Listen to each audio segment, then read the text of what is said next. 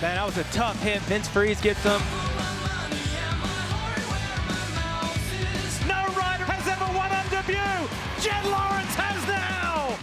Hello, everyone. Welcome to Season 2, Episode 2 of Title 24, presented by NBC Sports. With you, Ricky Carmichael, myself, my co-host, Ryan Villopoto. Thank you to all our great sponsors, United Motorsports, Quad Lock Case, and, of course, Boxo USA. Thanks for the ride, the engagement. You guys are awesome. And RV, you and I were laid up. So just an overview for everyone. Obviously, the people that saw my Instagram knew what happened. But yeah, I had a small bowel obstruction. Really, there's no rhyme or reason why it happened. That definitely wasn't fun. Nevertheless, I got cleared late Friday night, or Friday afternoon, I should say, to resume normal activity with no restrictions, which was nice, but hoping that it was just a freak accident. And yeah, because everything else came out good. My blood levels came out good, and definitely was in some massive pain. Yeah, and it just came out of nowhere. We were at dinner. I'm like, man, I don't feel right. And within an hour and a half, I was just like buckled down. So it was unfortunate, especially I put in a lot of work myself, even the broadcast team, to give you the best. And yeah, it was best that I stay home and try to get better. So hopefully everything is good. And I will be back in the booth this weekend at San Francisco, but it was definitely a bummer to watch it on the sidelines just because of how special Anaheim is at the season opener. And then RV, dude, you come back from your ski trip, you're stinking laid up. What was your drill, dude? Yeah, no, man, it's head cold. I was throwing up on Thursday, Friday. Oh, Stayed in bed all day Friday. I know it's going around, so I can kind of still hear it up in my sinuses. But other than that, I feel good. Got to watch race day live.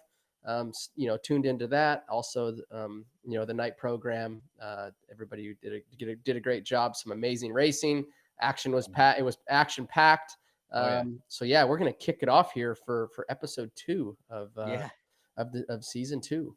Yeah, it's getting dude, there's so much stuff to talk about. Awesome engagement from our viewers and fans that watch Title 24, listen to Title 24. Dude, you guys are having the questions rolling in because there's so much meat to talk about and there's so many topics. It's going to be hard to get to all of the questions and answer all the questions, but we appreciate your engagement and dude, you guys give us a lot to talk about, so appreciate it. Love you guys for that. Kicking it off, dude, 450. There is so much to go over. Jett Lawrence kind of makes it look easy. Dude, you watched the race. I mean, I'm sure you're not surprised by this. Are you surprised? Like, was there anything that stood out about Okay. what he did or no? Well, Jett was Jett. Let's be Yeah. honest. I Yeah. think I have a big note right here on my paper of our rundown. The biggest surprise to me was Cooper Webb. Cooper Webb Really? was able to Really? to Why? Tell well tell put me why. I will, yeah. So put pressure on Jett in heat race, and I don't think Jett was. I thought Jett was going to be able to. In his mind, I thought he was just going to creep up on him, make the pass like we had watched Cooper Webb at the last 3 super motocross rounds Mhm. of last year. Mhm.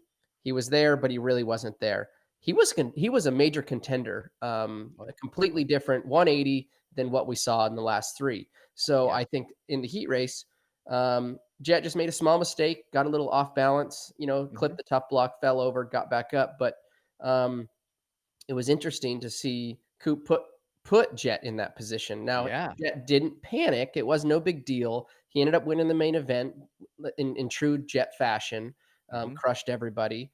Not by huge margins, but nonetheless, he won. So I think that it's going to be it's a lot closer than what I was expecting from Coop. That's Yeah. another guy that we can add into the major equation right now.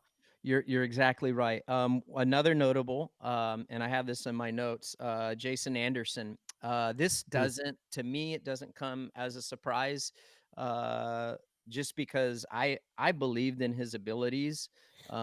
He's a past champion, and I feel like anytime you're a past champion, and I said this on episode 1 last week, when you have those credentials and you've been at it for so long, you can kind of rely on your experience to kind of fill in the gaps. So even though maybe he doesn't have that explosive speed like a Jett Lawrence or a Chase Sexton at times, dude, he just has that experience, and he is a past champion. So like I said, that fills in the gaps. He was very honest about the problems and the challenges he had last year on that bike. And then RV, you talked about the performance and that new KX450F that they Yep. made improvements on. And what I like about Cooper Webb and Jason Anderson is their results complemented their comments on where they thought they needed to get better or how they were being held back. So I'm not surprised at Anderson, and I was happy to see it. And to your point, a lot like in the heat race, dude, they kept Jett close. And RV, Mhm. you and I have talked about this. I think the thing or the way to beat Jett is you're going to have to keep them close, Hmm. and you're gonna have to do it in the last, say, 5 to 8 minutes. Otherwise, you're just not gonna do it. Go Yeah, for it. you give him too much time to retaliate and figure out where he's slow, where he was, maybe making a little mistakes. Or I just know by watching, it looked like Coop had a pretty good line after the second set of whoops, Mhm. holding it tight, and then jumping back across the start there. Yeah, that inside line was awesome, huh? Yeah, it was. Jett was not I don't want to use the word stuck, but he had his line on the outside there. Um, I don't know how much quicker or slower it was. It just seemed like it was a little bit safer, a little easier to roll around the inside, and maybe a tenth or two. But yeah, if you're going to beat Jett, you're going to have to keep him honest and keep him on the ropes the entire race, and force him into a mistake. Because if you're not on that kid's, riding his coattails, he's not going to make a mistake. And if he does, he's agile enough, he's good enough to fix that mistake or pick the motorcycle up very quickly and get going. It's going to be hard to beat him if you don't put pressure him into a mistake. Hey, do you think that let me ask you this, I was thinking about this. Do you think that if Coop was able to get by Anderson, say 3 or 4 laps, maybe even 5 laps earlier than when he was trying to, well, he never got by him. But do you think if he's able to get by him, that he could have possibly made a run on Jett? You know, I s- yes, I think he I do may have too. been able to bridge the gap, but I also don't think Jett was riding all out. I think he was riding all out. Yeah. He was riding within his means of what he needed to do to win that Anaheim one, to win that main event. I don't think Coop or anybody else, has put enough pressure on him to elevate his to that next little tenth or two or half a second a lap. We don't know what he actually has in the tank for more, right? So I for more. know, dude. We talked about this at the playoffs, right? And he was getting pressured. I think it was at Chicago. Remember? And we're just like, only he knows if he was like chilling, like, and he's cool with 2 or 3 seconds, Yeah, is he and on the rivet at that point, who or was he knows? not? I don't think so. I think Jett was riding a very fast race, but I don't think it was all out. I don't think it was like, hey, I need to lay down some very quick laps. I think if you were to if say Coop were to bridge that gap and start pressuring him, I think Jett has some more in the tank. I do. Yeah, it's gonna be a lot of fun. I think I was able to talk to someone at the Star Yamaha Monster Energy team yesterday, and they said that Coop was okay and that he's pretty pumped. I mean, like, dude, if I'm Cooper Webb and RV, I would think that you'd be the same, despite the result. Yeah, the result sucks, the end result, but dude, there are so many positives to take from Cooper Webb, and I just think if he is this Cooper Webb, if he's this strong at the beginning of the season, I don't see a guy of his caliber with his experience getting worse throughout the season. So I'm just going to say that. That's what I think. But there's a lot for him to be stoked about, and Anderson, right? I totally agree. I think Coop typically starts off his Anaheim 1 a little slow, right? And the first couple of rounds, I don't think he's not a typical the guy that comes out swinging right out of the gate. He's more of a guy that kind of comes into it and starts to build. What we saw of Cooper Webb, Anaheim 1, it was kind of what we see first East Coast round, where he really kind of comes out and is fighting for those wins. Typically in the past, so it is nice to see first round, first gate drop. He's right there in the mix. So that I think was the surprising part for a lot of people. I'm gonna go out right now and just say this is someone to keep your eye on. Plessinger. That was a sneaky good finish. He was riding well all day long. He didn't do good in qualifying practice, which he never does. But dude, he raced really well. Keep your eye on that guy, dude. I'm telling you. AP's got tons of talent, man. I think his background from the off-road side, I think is helps him with certain conditions on those Supercross tracks. I know that with the little bit of rain that we had coming into Anaheim 1, it was a little bit ruddy. I actually thought the conditions of Anaheim 1 were probably some of the best I've ever seen. Track didn't deteriorate too bad. Dirtworks did a great job, maintaining the track, building the track. The transitions looked,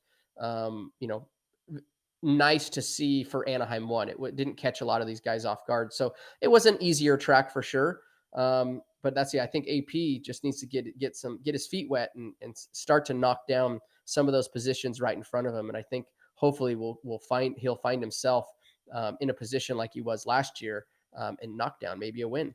Yeah, I feel like AP is one of those guys too. Like when he puts in a good performance, he believes in himself, and when he believes in himself, he rides much better. So that dude, he was sneaky fast. So I'll be looking to see if he's able to back that up this weekend in San Fran. Dude, Ferrandis, not really a no surprise. He's capable of that. He got fifth. He got a little help there because Webb crashed. Otherwise, for all intents and purposes, he would have been sixth. But I don't feel like he lit it on fire. But I don't know. I don't think he lit it on fire. But I will say that for me, I thought better than I was expecting. On that kind of a semi-factory privateer, Phoenix Honda, I believe, correct? Phoenix Honda, Phoenix Honda. So good effort from those guys and Marty. I think that's a hell of a start for Anaheim 1. New team, new bike, not a factory backed machines. So it's going to be interesting to see because I had him. I'll be honest, I kind of wrote him off. Right. Coming into this season, making that switch. I honestly I did. So it's good to see where he's at right out of the gate. Tomac, what's your thoughts on that? Myself personally, I'm not stressing on that. It's so early. It is very early. It is very early. I know the Achilles is a major injury. We've talked about it before. I do feel like that I was expecting not a win. I wasn't expecting the finish that he finished. I was expecting anywhere from third through fifth. I feel like I think he was eighth, right? Eighth. No, he was ninth. Ninth. Okay, ninth. Yeah. Finished ninth. Got beat by all his teammates. Yeah, that's a ways off the podium. I'm not scared yet. He was almost 50 seconds plus 56 seconds off the lead. Yep. I'm not it's not panic mode, but it is from the outside looking in for me where I'm sitting, it's a little concerning. I will be honest. You need to see more in San Fran. Yeah, I think before you know it, if you get three rounds in and you say it's a ninth this last weekend and then it's a seventh or a fifth or whatever, you get 3 or 4 rounds like that. Pretty soon you're way out of the points, right away. So especially if Jett keeps knocking down first and seconds, podiums every weekend, the championship chase will get away from you pretty quickly. So I know he doesn't want that. I think he definitely needs to, like I said, from the outside looking in, I think he needs to improve by quite a bit. Hey, before we get to the Boxo breakdown, a couple more guys to touch on. Roczen rode great. He got hosed in the main event there on that first little section right here we're watching. They're going to come across, and there's that little tabletop step up, and looks like Friese and what look as you're watching, and then Malcolm, if you watch right here, we're watching the replay of the start in the main event. See, watch Malcolm and Friese get tangled up. See Yep. there, and then it collects the 94 of Ken Roczen. Ooh, there's Justin Cooper. Dude, I didn't know Cooper was tangled up in that. Yep. Wow. Yeah. Neither did It's a I. hell of a comeback for him. Not a true reflection of who Ken is. I think we saw how well Ken was going to ride and do that night in the main event, but he got hosed right off the bat. Just goes to show you how important the start is on the 450. I mean, there's really not much to talk about Ken, right, because of what happened. Yeah, no, it's interesting. The right hand start. I mean, we have to have a topic on that. It we typically don't see the right hand starts in Supercross, Yep. and par for the rear brake is on the right side. And I've been in a situation where Jacksonville, I don't remember exactly what year it was, but I didn't make the main. So it's definitely, there's no rules against a right hand Yeah. start, right? But from Yep. Feld's point of view, it adds a ton of excitement, Yeah. uncertainty for the start, because if it would have been a left-hand start, not to say we wouldn't have pileups, but you're not going to see what we saw out of that right-hand first turn. You got Hunter Lawrence going down. You got Kenny going down, Mookie going down, Justin Cooper going down. There was that thing tangled up a lot of dudes. That's what's the tough part about the right hand first turn. Yeah, I one thing about the right hand first turn is it kind of opens it up from a Dirtworks perspective to different designs. So it gives them more option. I'm not a massive fan of it. You can go back and forth and debate whether some people say right hand first corners are tough because you can't brake, which is true. But then also some of the riders go into the first corner a little bit slower, knowing that they can't brake. I don't know. I like left-hand corners, but I see both sides. So I do too, but the other thing is I bet you can count the right hand first turns on one hand. So it's not like all of our racers are very accustomed to it. So right. there's a lot of learning to be done from just the racer itself on Yeah. gate position, on how to race the right hand turn. Like I said, it's not something that we typically see or get to practice or utilize. So to your point of it opening up options for Dirtworks and different track designs, maybe it's something we just need to start implementing a little bit more of. And then Dirtworks will be able to know how the right hand first turn works and how it doesn't. Like, this was a fast right hander. Does it need to be a slower right hand turn, or a tighter first turn that's a right hander to get guys slowed down? Is it more of a 180 first turn versus, like a 60 degree? Because that was, it wasn't, it was a pretty fast right hander into that rhythm section. So there's a lot of learning from both sides that I think need to be done from the rider's side and from Dirtworks. So I wouldn't say we need to get rid of them. I think that if it does, because I've never sat with the Dirtworks guys and asked them, hey, how does a right hand first turn affect or make it better or worse for track design? And if it opens it up a ton for new track designs, then I think we should start using them more, and then guys will just get smart. It's just like Yep. anything. Get used to We've it. been going left hand forever, I so know. You'll get used to it and adjust to it. Yeah. Do you're right. Boxo breakdown this week. It's Cooper Webb. He will eventually crash. It'll ruin his chances of being on the podium and knocking Chase Sexton off the podium. But what's your take? What do you think happened there coming off that takeoff? it's hard to tell. I kind of thought initially he might have caught his foot peg. It looked like right Yeah. here, it looked like he really kind of rushed Anderson. Um, it's hard to tell if he caught the foot peg or if the rear tire just caught a little bit of like a kicker almost. And look, it doesn't look like there's a kicker there, but those specific jumps there, you're able to rush so fast. And if your body position is just a little bit off, it'll give you that kick. And you see how it kicked, and then it kicked into the inside of the motorcycle, and then he went over the bars. Nate Thrasher, same thing. Very similar crash. His was a lot tougher on the body. Thrasher's was. Coop luckily was able to get up right away. Looked like he got off fairly easily there. Yeah, maybe did he maybe try to scrub a little bit? Let's see here. Yeah, he scrubs, and then I think you might be right. He hits that kicker. There looks like there is a little kicker right on the inside of that rut. I bet, and he's trying to scrub at the same time, maybe trying to go for a pass right there. I mean, I think trying to rush that and go around Jason, like kind of get on the outside of him, so he would set up for the inside for the next mechanics area turn. Yeah, I think he was certainly going for it. Timing was of the essence because it was getting late into the race, so he needed to make that pass. So that's a Boxo breakdown for the week. Make sure you check out boxousa.com. We talk about them all the week. If you're at the race, hopefully you stop by the Monster Energy Star Racing Yamaha rig. They use all Boxo product. They make great stuff.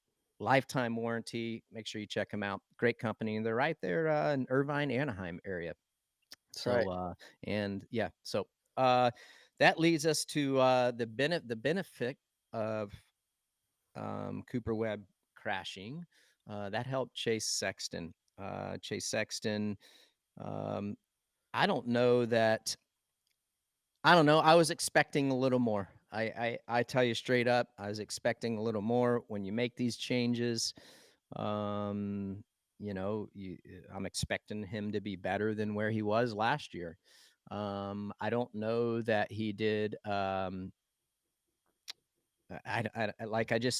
was expecting more. Not that he didn't do a bad job. He was riding great, but I'm just like, I didn't see anything special from him that I was maybe hoping to see, if that makes sense. Like, yeah, it's we kind of heard some sound, coming into that. It seemed like he was.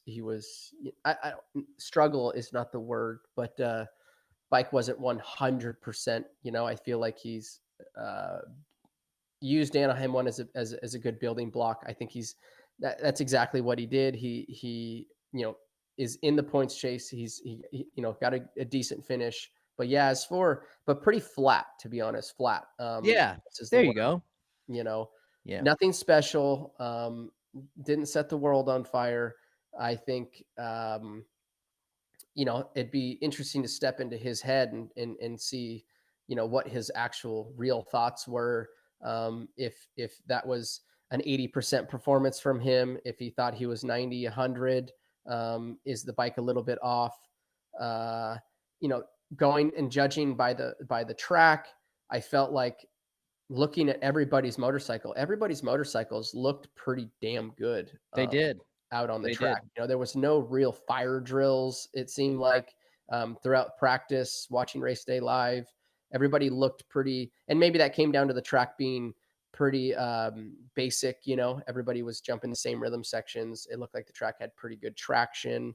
We've shown up at Anaheim ones before and had a different scenario with bikes and track setup and things like that. So flat, I guess, would be my word. Yes, flat. Yeah, there you go. It'll be interesting to see how he rebounds. That's great. So we got a producer question here. Is this a good new turn from Chase, though, when you don't have it still finishing on the podium? Well, he got lucky because Cooper crashed, but that's part of it. He was in it. He was where he needed to be. He was able to capitalize on someone else's mistake. That was a forced error on Cooper Webb. That was on him, and Chase was there to reap the benefits of it. But I mean, the beginning of that question, do you think that was strategy, and he didn't push, or do you just think he just got beat and those guys yanked him? I think he got beat, number one. I do think he got beat. I think his mentality probably coming in, new team, new bike. You're going to make his fans mad, dude. That's all right. That's what I'm here for. I think that I think there's definitely, he's got more in the tank. It looked like he rode to me, watching him ride, it looked like he was riding 80%. So if he's got another 20 in the tank, then he should be right there with the boys in these next few rounds. I think it was a smart move if he was not feeling it. Typically we'd be talking about, hey, Chase, made a mistake, he crashed, he did this, these are the things that happened. We didn't see any of that. It was a very uneventful, seemed like main event. He didn't get a ton of TV time, so from what I saw, it was a fairly uneventful main event for Chase, which is good, but also, like I say, if he's 80% and he's not 100 yet, then I think he's in good shape. But I don't really know exactly how he felt. Was he putting 100 out there on the line? I'm going to say he wasn't. I'm going to say he's using Anaheim 1 as a good building block. Yes, Cooper went down, so he ended up on the podium. If not, he would have been fourth. I think he's got a lot to learn on that motorcycle too. So I'm hoping to see, San Fran this weekend, a different Chase. United Motorsports moment of the night. Before we roll that tape, thank you, United Motorsports. Hey, go over to United Motorsports. They're doing a really cool promo. UnitedMotorsports.com/title24. Enter your email address, and you'll get a $15 credit on your first purchase. That will also enter you to win a weekly $50 credit. So every week they're going to be picking a lucky winner from the people who sign up to give you a $50 credit towards your next purchase. Love what United Motorsports is doing. You can also get Boxo through them. They are in the Kentucky, Ohio area. If you want to stop by, they got 6 locations through those 2 states, and so that's an awesome promo that United Motorsports is doing, giving back to the fans. So make sure you sign up to UnitedMotorsports.com/title24 opens. Now, the United Motorsports moment of the night is going to open up a whole realm of chaos that ensued. I can't wait to hear what you had to say, but we got some video of that. Let's see it so we can break it down here. So this is the Hunter Lawrence eventually doesn't make the main event. Some people are blaming Vince Friese on this maneuver coming into the first corner. We got all kinds of different angles. Vince was on the outside. He closes the door. He definitely closes the door, getting to that inside. I think, and I'm interested to hear what your view is, RV. Was that Vince's fault? I think that he could have been a little more mindful. Those guys are coming in at a high rate of speed. Coming from the angle that he was coming at, he was pretty far outside for the most part. I think that you have to be mindful of what angle you're coming in at, who's on the inside of you. What I would, if I was racing, what I would have been concerned about coming and closing in that close is if someone ran into behind me, like what Hunter did. Sometimes that guy that runs in the back of you can cause you to high side. Yeah. Hunter could have easily clobbered up Vince. So I think Vince could have given him a little more room, 120%. But, I feel like that maneuver, like that I'm talking about, that you're explaining about, and look, you can see Vince as he almost starts to high side. Watch him right here. And he's like, whoa, see the bike slides out and catches. I mean, he was a millisecond from it going sideways for him. So I think like that's a high maneuver move, and you have to be aware of what you're doing. RV, I think you wouldn't have closed the door like that. Myself, I wouldn't have, and I just explained to everyone that is listening and watching why I wouldn't have done that. You just have to be a little bit more mindful. So yes, I think that Vince caused that, and unfortunately, it caused a massive amount of chaos for Hunter Lawrence. And it also hosts a guy like Carno. He's sidelined, and that was Chase nasty. Sexton. Oh, dude. So give me your take, dude. Well, I think that number one, Ricky, we wouldn't have been on the outside. So No, we wouldn't have been out there. So yeah. Obviously if we would have had a bad practice, okay, yeah, great. We would have been on the outside. We wouldn't have been on that far outside, so we wouldn't have put ourselves in that position, number one. I mean, it looked like he was about 3 or 4 gates outside of the box, so not crazy. But I hate to say this. He was controlling the first turn. And what do you do when you control the first turn? You come in and you're controlling Yeah. everybody else. So, did he chop the rest of the field? Yes, he chopped the rest of the field, but he also had control of the first turn. So, Okay, but yeah, he had control, but even though he had control, could he still have had control and not chopped that much? I think that yes, he could have probably gave a little bit more room, or didn't chop at the very last second as hard. Really trying to hold the inside more middle to outside, and accepting that you're going to end up pushing out to the tough blocks. I think he was really trying to get to the inside, which obviously, as we saw, you explained it, grabbed a hold of Hunter's front wheel. It kicked Friese's bike out. He almost Yeah. high-sided, and it was kind of a domino effect after that. Ooh. It wrapped up Chase, wrapped up Carno, it wrapped up the rest of the Several field. guys. Yeah. So it's tough. The biggest problem I see is Vince is always in this confrontation. I know riders sometimes hate to race him. I was one of those guys. Like, he's unpredictable, and this was another unpredictable moment from Vince. But the only thing he has going for him is he had control of the first turn. If it wouldn't be for all of his previous black eyes down the line that he's caused. I know there's another one we're going to talk about with Dino on here on the show. But if it wasn't for all these previous black eyes that he has, I don't think it would be, he wouldn't have such a bad rap. But because of his situation, because he seems like he's always a topic in takeouts or riding dirty or doing just straight up dumb things, he gets a bad rap, but look, he did have control of the first turn. And the guys that were behind him should have been on the brakes.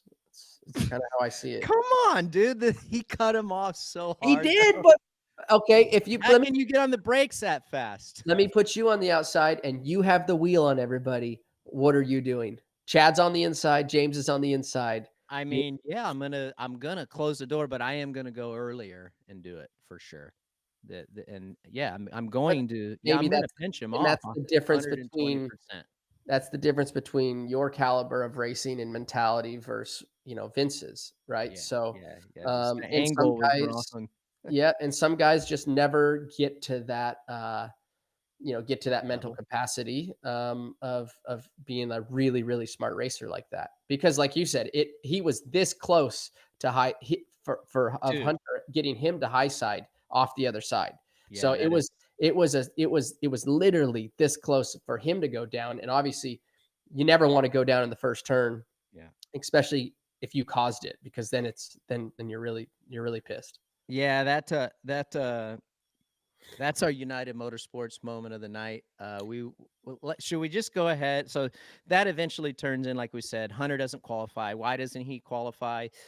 Because now he has a horrible start. This would be for the last chance qualifier. Hunter's all the way on the inside. He gets closed out early, right out of the jump of the gate. Here you go, boom.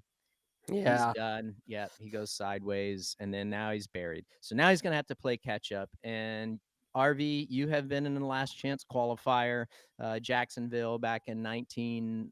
We're dating ourselves then, or no, it was 2000, but it was a long time 2011. these guys kind of goes back to what we were talking about. It's a different level of racing, not quite as predictable what lines the guys are going to take. And make no mistake about it, it is last chance qualifier, and anything and everything is on the table. You get a pass for riding dirty. It is what it is, and you just have to expect the worst. And it is a pressure situation. And unfortunately, he came up a little bit short, probably about 4 or 5 inches, and that's what happened. Well, let's go back to that replay of him on the gate there. Very inside gate. Yep. Man, he blew the start against all these guys. He went Last chance. sideways. Yep, last chance qualifier guys. I guarantee you they went back and looked and say, well, here's why you didn't make the main event. It's because of your start. Yep. Look, I mean, he is literally the last guy in the turn. He is almost goes down. Yep. And you cannot start the last chance like that, because it's just these guys are trying to make the bacon, right, to get into the main event. So they're all going for it, and the biggest problem is when you're that caliber of rider riding with those last chance guys is those guys are so unpredictable at the speed that Hunter's riding. So to make passes, close calls, they probably happen 3-4 times a lap when you're at Hunter's speed and caliber of rider, closing in on the rest of those guys from last and trying to come up to the pack and get into the last transfer spot, which is fourth. Yeah. It's a very chaotic race. Honestly, you probably look at it like, man, I'm glad I made it out without an injury, without, hitting somebody, landing on somebody cross jumping me, because it is chaos in that short race for only 4 spots to go to the main event. And I guarantee you they look back at that, and as he probably said, here it is. You blew this. You blew your chance at the main event on the line. Because if you would have hole shotted, Hunter wins the last chance. He's into the main event, and end of story, right? He would have had outside gate pick for main event, which wouldn't have been awesome, but still he's in the main event. But his main event fate was sealed by that gate drop of that last chance. Yep. You're exactly right. You're exactly right. I couldn't see they didn't really go back to where he was in his heat. So obviously his bike was mangled. Maybe he was a little bit injured. Had he picked up a few more positions in the heat race, he would have obviously gotten a better gate pick for the last chance. Every little bit certainly counts in that regard. I'm sure he was a bit sore. It looked like it took him a second to get up. Chase bounced right up, got his bike up, pushed Hunter's bike off of his bike and took off. Right. So it took Hunter a second to kind of gather himself and get back on the motorcycle, and how bent up the motorcycle was. But ultimately, I think that what really hindered him is how long it really took him to get up and get back on the motorcycle and get back up to speed. Hey, let's go down memory lane. I want to know what it was like for you. We got a little bit of video, Jacksonville. Tell us what happens here, RV. What's going on? What's going through your head? Tell us. Yeah, right hand first turn. You blaming yourself here or what? Well, I put myself in the middle of the pack. So yes, number one, that's my fault. Bad start, middle of the pack. If I would have been the lead, that would have never happened. And then I end up off the track again. There, me and Brayton are. That's in the last chance. So yeah, here we go to try to make it up, and I never made it into the main event. Chaotic race. I actually tore a little piece of my retina just off the, when I slammed my head on the ground there. Could say, it was a tough position to be in, because I believe I had was right there with the points. Did you win the championship that year? I did win the championship. Still, that was dude. That was a very, very interesting race, because I did end up not making the main out of the last chance. Stu made the main, but then Stu did something very similar to what I did in that rhythm section. Didn't finish the race, and Chad and Kennard went down to the line, and actually Kennard ended up winning the main event. And if it wasn't for Kennard winning the main event, Chad would have been 2 points up on the field with the points lead. And as everybody knows, you give Chad an inch, he's going to take a mile. It could have been a different outcome if Chad would have had that points lead leaving Jacksonville. Did you like that? Did you like that track that weekend, or what do you think caused all of that chaos? Like, were you bummed about the track, or like what? No, up? I think track was fine. Looking back at video like that and watching Anaheim 1 that we just had a right hand first turn,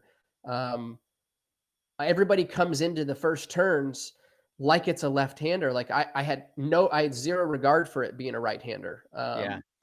And it just showed in the last chance where me and Brayton, same thing, got locked bars and we just blew off the track. That would have never happened on a left-hand turn. For whatever reason, it's just different. We're not accustomed to it. we are the best racers in the world, and the guys that are racing are some of the best racers in the world, and they will figure it out. We just have to do it more often. We How, don't do it enough.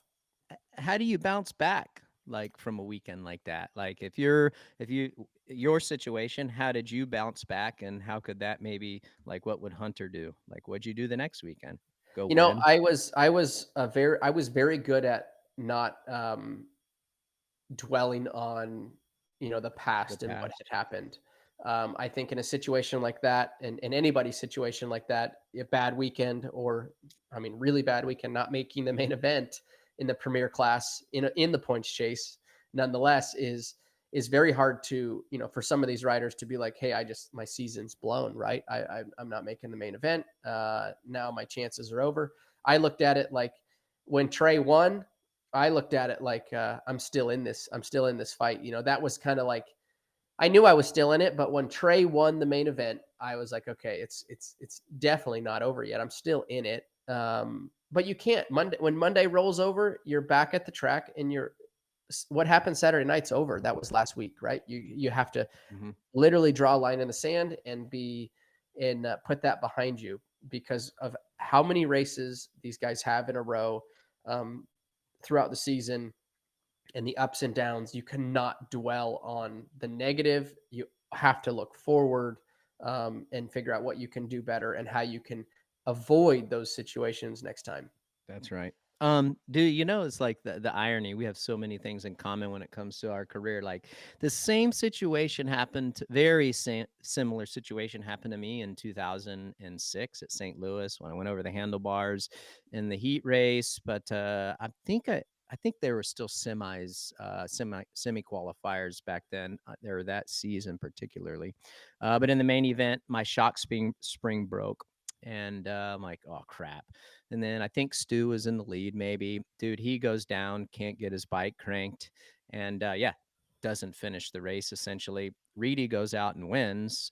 But I think I don't know if he took the points lead either, but it was close because I think I had close to a 25-point lead going in over Reedy going into that race. So, dude, very, very similar. But I wasn't really concerned about losing points to Reedy because I felt like I was in a bet, not to be overconfident, but I knew like I was in a better spot than he was as far as bike goes and just my riding. I was just a little bit worried about Stu, giving up some points to him, which I ended up not giving that many points because he fell down. But isn't that crazy how it's almost similar situation? You open the door for him, boom, he lays it down. It's crazy. Yep.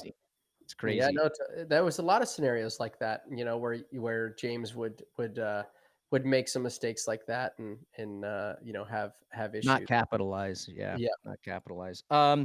Dude, the 250, I was talking to someone, just like a local guy here from Tallahassee, a great guy. Do some hunting and stuff with him, and he tunes into Title 24 every weekend. He watches all the races on Peacock, and he was bummed on the 250 class, like the 250 race. He thought it would be a little bit more exciting. I think the racing was good. It was fun to see. There's a lot of notables that we can talk about. But my impression was, it wasn't super exciting, but there was a lot of fun things and a lot of things to keep your eye on, based on what we saw. I have some notes here. I know you got your notes. But what was your overall thought of the 250? Was there anyone that surprised you, or like what? You give us your overall thought. Well, I think what surprised me and I hate to say this because I love the kid, is Joe, right?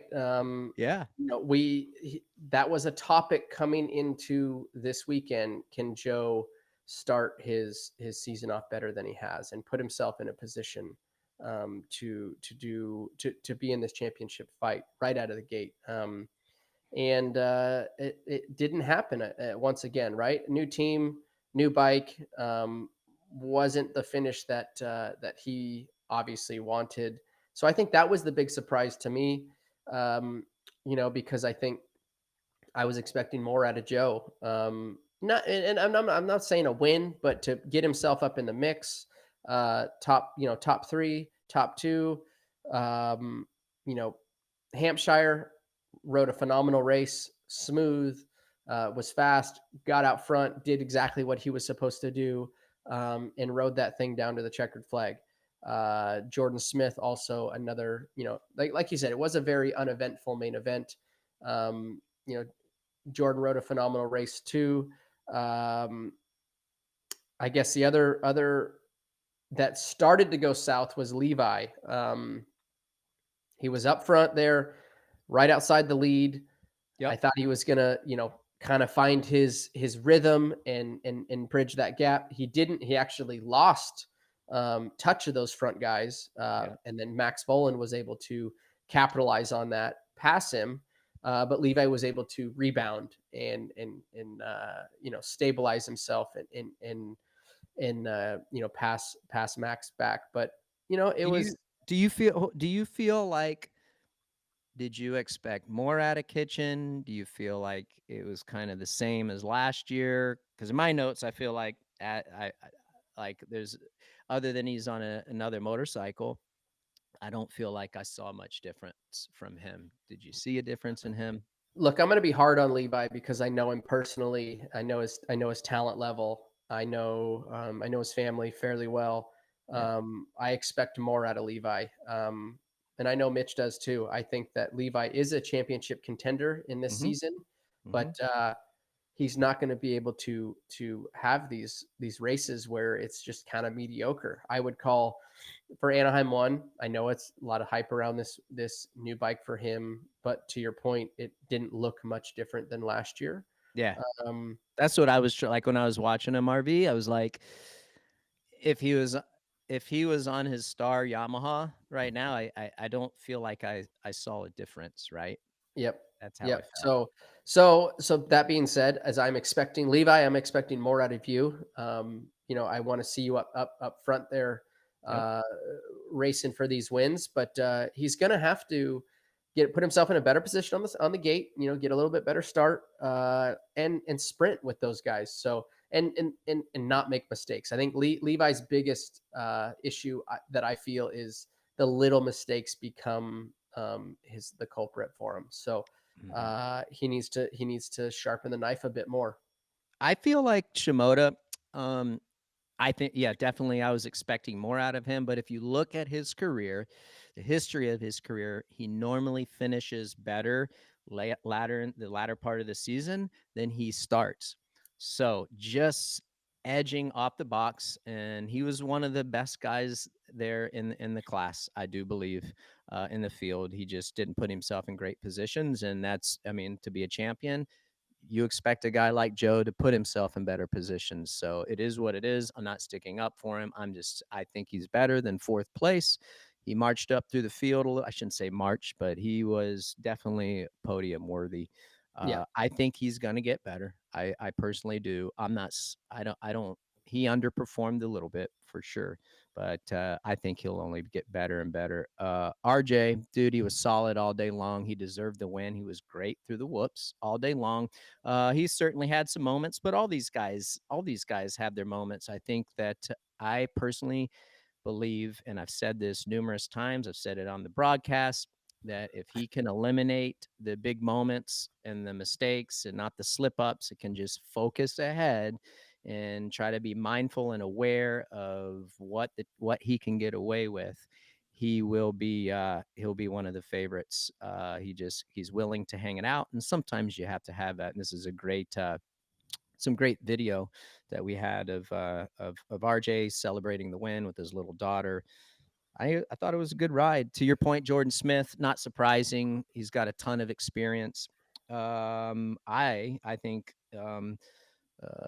everyone, I shouldn't say everyone, but a lot of people, Juju Yeah. Beaumer, dude, this is something a lot of fun, and it's a story to watch. Here's some sound, some video. Killer starts. RV, you know better than anyone. Starts are key. If you can get good starts and you can learn this pace early on in your career, he's going to get over that hump extremely fast. What's your thoughts, brother? He rode phenomenal. He handled the pressure, that upfront pressure that comes from leading your very first main event in the 250 class. I was in that position. My 06 pulled the whole shot, led for 10 laps, got passed on lap 10 by Shorty. That's a tough spot to be in, and he handled it like a champ. I've got to witness Juju ride a little bit throughout his amateur, and then his preparation for Supercross with factory KTM. And the kid's a fighter, but he's not the most beautiful rider. He's a little bit notchy, but man, he held his own out there. I mean, Hampshire put pressure on him. Hampshire ran him high. He was able to read behind him, know the situation, what was coming, hold it up high, drop back behind Hampshire. And yeah, the wheels fell off after in the latter part of the race, and that's a big difference. I referenced myself. We were doing 15 laps on a track that was about 51 seconds, right? So we have now everything's based off time, as everybody knows. So we're doing 15-minute motos. This was a little bit of a longer lap time than some of the tracks we'll see coming up. But that's a long, grueling, first main event, and for him to hold it together for that long and hold the positions that he held, phenomenal start. I know that Carlos over there at KTM, this is kind of his prodigy. Oh, really? I didn't know that. Yeah. This is kind of Carlos's prodigy. It's kind of funny that Davy's his trainer, and Carlos is kind of like the manager, call it. Yeah, so it's kind of interesting to see those guys are all working back together. But Juju was better than I think everybody was expecting, and I think the trajectory for him going upwards very quickly I think we're going to see that based off his performance at Anaheim 1. I'm excited. It's a great story. Lee Diffie talked about it throughout the broadcast. It's so much fun and you think about just how he got to where he is and his success that he had in jet ski racing, right? And then his decision to just start racing. I think anytime you hear a story like that a rider, a racer doesn't come up through the normal way, or the normal progression, it's a fun story and it's fun to watch. And he told us at Media Days, RV, that things happen a lot faster on jet skis than they do in motorcycles. So it's almost like, he didn't say it was slow motion, but everything was slowed down when he's riding his motorcycle compared to when he's on his jet ski, which is just crazy to imagine, right? Yeah, no, it is. It's I don't have any time on a stand-up. I've rode a stand-up, here and there. I can get around the buoys, but no, this, like you said, the story and to see that he didn't start off with the normal path of these kids coming through 50s, 60s, all the way to Loretta's. I know he's been to Loretta's multiple times, but different path than a lot of these guys. And it's cool to see that he's able to come up and solidify himself in this 250 class. And look, he's not burned out. He's fresh. This is something new to him. So the sky's the limit, for him. Well, we got a lot to talk about with this next topic. Quadlockcase.com and the quadlock question of the week. Hey, make sure you go to quadlockcase.com and check out all their great product. We talk about it every week, whether you need mounts for your mountain bikes, road bikes, cars, ATVs, UTVs, you name it. They got it all. Vibration dampeners for like I use it on my adventure bike, whether you're like you have a Harley Davidson or whatever it might be. Check out their vibration dampener so you don't smoke your phone's internal stabilizer or focus, whatever it has. I've lost two iPhones because of not using the stabilizer many years ago. So nevertheless, check them out. But our quad lock question of the week comes from Kamikaze Machado or Kamikaze _ Machado _ 13. It's a And mouthful. we're gonna get some video teed up for you before we roll it. Kamikaze Machado 13's question is, what do you do when you're dealing with an overly aggressive or dirty rider? Let's roll the tape and let's roll the tape and talk Yeah. about this. Go Yeah, go for it, RV. we got Dino and we have Vince Friese here on the inside. Oh my gosh. I know that Dean had come on his YouTube or Instagram, Yeah, one of it the was two, his YouTube, yeah. and was venting Is that crossing the line, dude? Right there. Come on. well, so I'm gonna be honest, and I don't know. Dino's probably he's probably not gonna like me for this. Well, he doesn't already like you because of what your analysis was for the first turn. First turn, all right, perfect. So, Yeah. look, that's a huge right-hander, long right-hander. Looks to be, when that replay plays again, looks to be fairly soon in the beginning of the race. Look, you Yeah. can see everybody's very close in this shot. I think he should have known. He should have looked over. Doesn't Oh. matter if it was Vince Friese. Eli's right there behind him. I think if Eli would have been in Vince's position, he would have ran him up there. Now, I will say that I don't think Eli would take Dino all the way to the tough blocks and take his front wheel out. I think he's going to give him room. So that would be the black eye on Vince is taking him all the way to the bales just because. But as you saw, as they land there, that's a huge spot of the track. You have a massive long entry to the turn, and then it comes up, and then you turn down into the rhythm section. I feel like that's the move I would have put on Dean. Like I said, I would not have put Dean out to dry out into the tough blocks. That's a Vince Friese move. So it was like, so I what? do think Dino should have been aware of, because it was on. I'm not going to call it opening lap, but it looks to be like a I think it is, yeah. pretty soon in the race, that you should have been aware of your surroundings and looked over to the right. Was it overly aggressive move?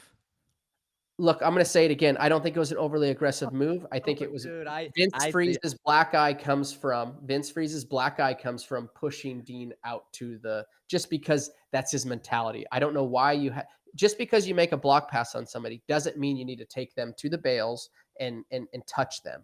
Yeah, he smoked himself because of it. And he smoked himself because of it. So as you land from the triple, everything's okay until you get to the tough block area. I'd be pissed if I was Dean too, because he could have come down and they both would have stayed up and he would have made the pass. So like I said before, Vince's black eye comes from middle of the turn to the exit, not from the entrance of the turn. I feel like that's a huge section of the track. That's an optimal passing point coming up the inside of anybody right there. That's my take. That's my hot take. Man, I definitely think that he could have been aware. So Kamikaze Machado _ 13. Dude, this is why you win the quad lock question of the week. We got a litany of other questions kind of leading to that. So this kind of leads me into he says, what this person asks you, what do you do when so how do you deal with a guy like that? How do you deal with, okay, If before you're a rider, how do you deal with it? Before I answer that, put yourself in that position and you got Reedy right behind you. Reedy's going to do the exact same thing right there. Now and I don't think that, I'm not saying the exact same and you're going to have it's going to play out exactly the same, but Chad's going to run you out to hang you out to dry, right? Yeah, of course he is. And that's where I don't think he goes that angle though. I don't think he comes in at that angle. I don't think he does. Not this early in the season. I'm coming in at that angle. I'm just not running early in the season against Stu or Dunge. You're coming in at that angle this early. Yeah, but I'm not going to come up and at the transition point of, hey, I need to turn down so he can come back down into the track, or am I going to run him to the tough blocks and then we both go down? So that's the point I would do different my mentality my racer instinct is to come in at that and catch him off guard and get him to stand his bike up, and then I'm going off with my racing. I've made the pass. Yeah. Everything, the entrance of where Vince came in, I thought was totally fine because it was such a long, broad turn. I don't think the entry was dirty. I think the exit was dirty. I don't know. I respectfully, I just think I think the angle was screwed up, dude. I think it was aggressive. That now, to your point, the angle to me, entry angle wouldn't look too bad had he not went to the hay bales, and he would have had to tighten up that apex. I agree with you. I was trying to go through my questions here from our great fans, and they asked about. I'm gonna find this dang thing, so stick with me. There was a question from someone who asked, like what does the sanctioning body do about a rider like Vince? And what I feel like, okay, I feel like, and they're not going to be happy about this, but in my opinion, if you warn someone, you put them on probation, they continue to carry on, and you get the same result in return, and they're not getting the message. Then I think the next step is you get in their wallet. Yeah. You get in their wallet, and yeah, that's the next step. Start there. I'm not even going to speculate if that doesn't work. What's the next thing you do? I think you, as a sanctioning body, you come with the confidence, and what's going on. You know what's at risk. We saw what happened in the first corner. We saw what happened with Dean. It's subjective of what you know. We got our opinions, and we break it down what happened. But at the end of the day, they got to make their decision. But like, riders can't get hurt. We all know that. And at the end of the day, if you're making this person better for penalizing him or fining him, I think the next step is you get in their wallet. That's what I say you do. And you make it sting. This guy's making okay money. Is he making millions? No. That's what I say. You get in the person's wallet, you get in the points, and make it sting. Because you got that's what I would do. And I agree. And like I had mentioned this before, Mm-hmm. it's all the other black eyes that has on his record. His rap sheets. It's that sucker's this long. I mean, it seems like every season we're dealing with Vince or Barsha, to some degree. Justin will do it. I think, Justin will get a warning, and then you'll see it maybe one other time, and then Justin cleans up his act, right? Yeah. Factory team, they don't want that. They don't want the black eye on them. Justin's smart like that. He does push the lines. He blurs the lines very, very a lot sometimes. Yeah, and that's just a level, not to take anything away from Vince, but he's like anyone who knows that is deep into this has knowledge in this type of racing, is he's just at a different level of racing than Vince It is. always seems to end up on his shoulders, and like so I said, that rap sheet's long, and if it wasn't for, if it's once or twice a season that Vince does this, I mean, I Mhm. don't think he's not even a topic right now on our show.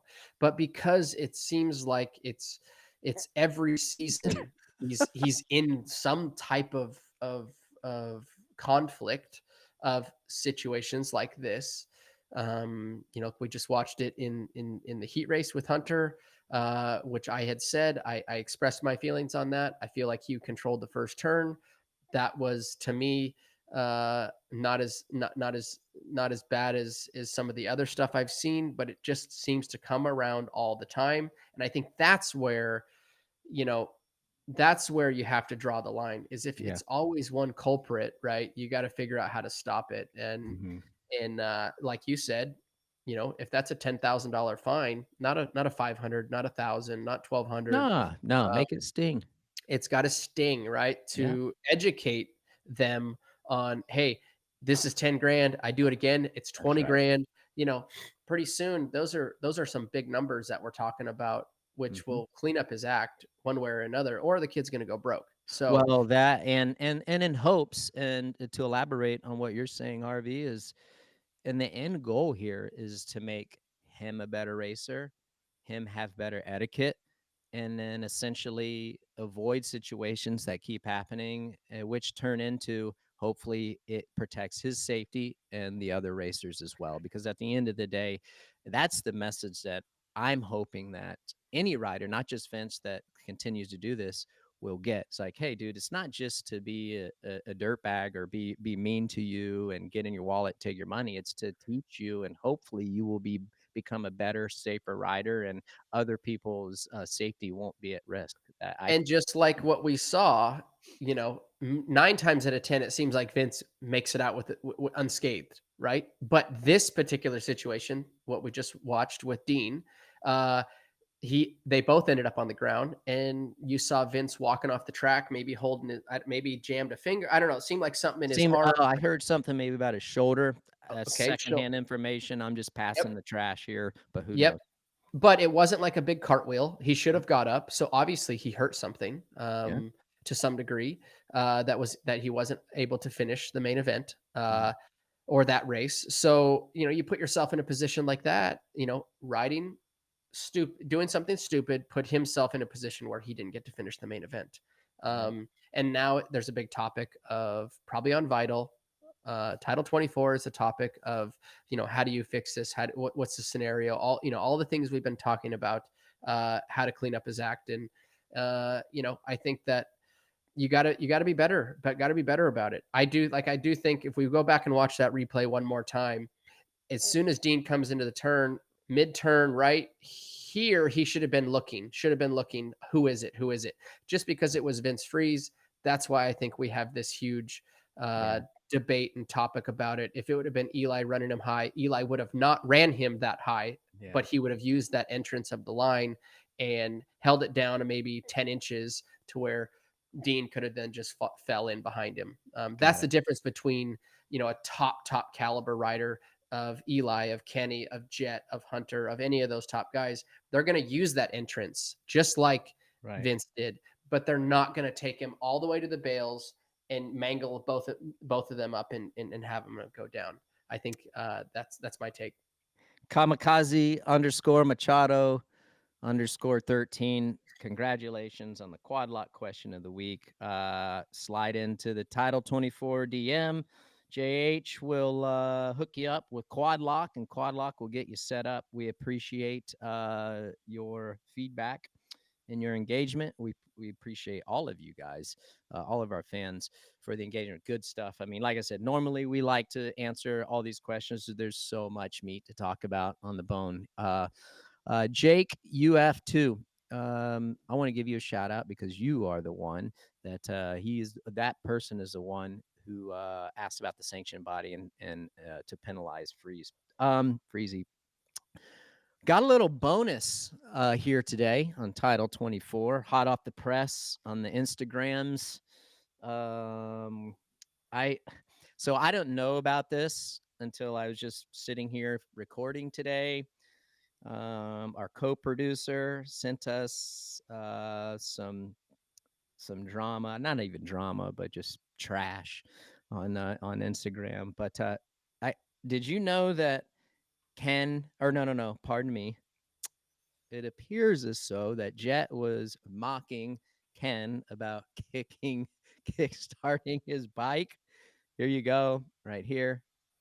I did see We look that. at. Oh, I, I, I didn't see that. Oh, let's see. Oh my goodness. Oh, I this did is see from. that. Did you see that? I did see that on Instagram. What was it? I don't, it looks like to me that the sun looks out. So it looks like it's practice of some sort. Not sure which one, but I'm going to chalk that up to Jett just being a kid. He's a kid, dude. Yeah, he's just being a smart ass. I think Dude, I can't stop, dude. That is so good. I don't know if Kenny Oh my god. was upset about that. I don't know. Like you said, this is hot off the I don't press think he would be, information. I dude. don't. I think Kenny would laugh at that. Yeah, I think it is. That's the fun and cool thing that I think Jett brings to the table that none of these older guys do. Is like ultimately he is keeping it very fun. It's young, dumb, and ready to go racing. It's great Like content, though. yeah, It's great to do. He's got a sense of humor. I think that, some people give Jett a hard time. Not even I Jett, but can't just wait till Kenny kind of whoops them all around the track and gets that Kickstarter up on the win again, and I then know, I know. then I he'll think Kenny comes out swinging. Dude, he looked good again. He just got hosed on that first lap. yeah. He could have he got a bad start though. We talk about it all the time. Starts are everything. Uh, dude, that was funny though. I didn't Yeah. see it. When did he make that post? Was it like I think I just saw it this I think I saw it this morning, on dude? Instagram somewhere. Yeah. Hey, before we say goodbye, here's the rundown for this week. Like always, toughest rally race in the world is underway. The Dakar Rally highlights are available daily, 7:30 p.m. Eastern on Peacock's NBC Sports Channel and on demand. Thursdays on YouTube, SMX Insiders with Weege and JT. They weigh in on this weekend's action, as you know. Then on Peacock, Saturday, 3 p.m. Eastern, race day live practice and qualifying starts. Make sure you tune into that. That's what I was watching from this week from the couch. And then, of course, we will be in San Francisco this weekend. That is an epic venue. Super Motocross World Championship, 8:30 p.m. Eastern time. I love that new that new time slot. It's really Mm. good. So make sure you check that out at 8:30 p.m. Eastern live on Peacock. And then Sunday, the encore presentation on NBC. That'll be at 2 p.m. Eastern time. Check out the San Francisco Supercross encore on NBC. So that is great. We are looking forward to that. It's going to be awesome. What are your thoughts for San Fran? What's on your thought? You think Jack can win again? 250. Give us your quick thought on 450, and quick thought on 250. 450, go. Well, quick thought is, cool to be back in San Francisco. I've been Yeah, in Oakland for a long time. That stadium's really cool. It's obviously downtown, yeah, right up against the awesome water. spot. So, yeah, good stadium. I'll be looking for Jett to be up front. I'm hoping that Coop will be able to put a little more pressure on him, along with Jason Anderson, doing the same thing. And I'm looking to see a little bit of a rebound. I don't know if I call it a rebound, but have Chase, up in the mix, Yeah. along with Eli figuring out or seeing where he can drop into this second round, and improve his position or speed. Hoping to see a little more out of him. So that's 450. 250. We'll see. RJ Hampshire is on a roll so far. He rode phenomenal, very consistent. He was I'll class be of the field. Yep, class of the field. I'll be looking for Jordan Smith and Levi Kitchen to put some pressure on him, and we all know that Jordan can make, or sorry, RJ can make mistakes. He has in the past, so it's going to take the pressure from Jordan or Levi or Joe Shimoda to force RJ into those mistakes. So that's what I'll be looking for. Same. I second exactly what you said, RV. That's what I'm looking for as well. It's going to be fun. I haven't even checked the weather, but race is Yeah, race. open stadium, San Francisco could be our Ooh, first that's mud right. race. You don't Yeah. know. I don't know. I haven't checked either. Hey, well, I can tell you what you can do if anyone's bored and doesn't have anything to do. I raced there in 2000 several times, but I believe it was in 2006. You want to see a hell of a mud race? Me and I Stu. raced that one. You did? Oh, you were in Yeah, 250s, dude. yeah, Did yeah, you yeah. win? I pulled the whole shot and I decided to jump the finish line and I crashed. Oh, dude. I don't even think that by the time the 450, I don't even think we could jump the finish I line. shouldn't have jumped it. I shouldn't have. You I were paid young, dude. You get a a pass. buy. You were just a Yeah, young buck. But yeah. it's going to be great. Everybody, thank you so much for tuning in to Title 24. We appreciate you guys. RV is going to get some hate mail from the Dino fans, but I love it. My man RV can take it like Let's better go. than anybody in the he takes it better than I do. I get little soft-hearted sometimes, but thank you guys very much. Remember, you can always listen to us audio wise. We're across all the podcast platforms, so pick and choose whichever one you want if you listen to Title 24 on the audio side. And remember, we are always on the Motorsports on NBC's YouTube page on demand, and of course Peacock. We are on there on demand. You can watch whatever you want, but we will be live there. Thank you very much, United Motorsports, Boxo, and Quad Lock. We're going to do this thing again next week. Everyone have a great week. RV, you have a great week, and we will see everyone next Monday. Hi folks, Lee Diffie from NBC Sports here. If you truly enjoyed what you just watched, you can get more news, interviews, and highlights by subscribing to the Motorsports on NBC YouTube page. You can get it all, so go for it.